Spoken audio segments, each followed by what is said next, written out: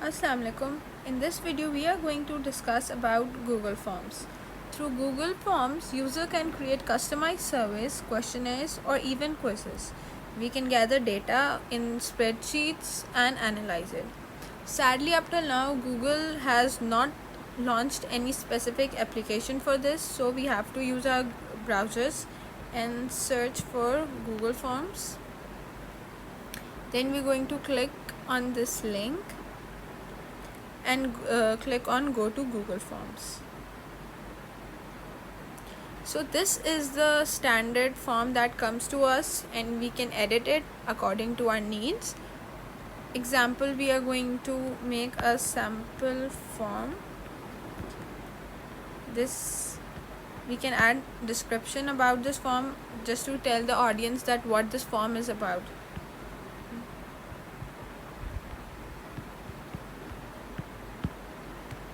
Okay, then we have the questions.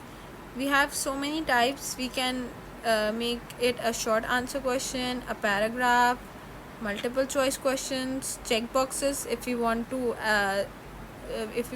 allow user to select more than one things. Then we have drop down menu also. We can upload a file also. We can enter date and time also. So let's start with, for example, if we are asking for the name, short answer is okay for that. Okay, and if you see there is a required trigger button, if we turn on required, it will mean that whoever is filling the survey will have to fill in these answers before submitting, or the survey will not be submitted, or the form, whatever it is, will not be submitted. To add another question, we can click on plus over here and another question will appear. Let's make it a multiple choice question. Choose your suitable time. So I am giving options, for example, choosing the time. It's 1, 2, 3. It's coming automatically. Okay, if I add other option, it will allow the user, whoever is filling the survey, to enter his or her own value. Okay, so for example, I need a long answer with a paragraph written. I can add another question and choose it to paragraph, and let's write about yourself. So here this whoever is responding to our form can write a long text answer, like 5 to 6, I think, a big paragraph. Okay, so this is the basic of Google Forms. Okay, we can change the theme color by clicking on this paint box over here. We can choose a header if we want and click on insert, and according to the header we can change the theme color whatever we want to it, and we can also change the font type and click on apply.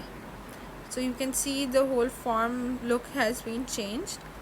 To send it, we are simply going to click on the send button, go on the link, select shorten URL and click on copy. Then we can paste it wherever we want and send it to whoever we want.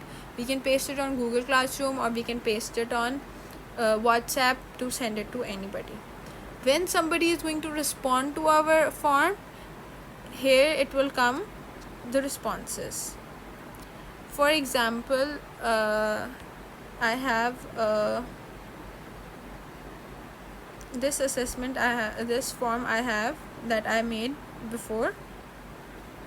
So this was for the online teaching demo class. Okay, let's open it in another window.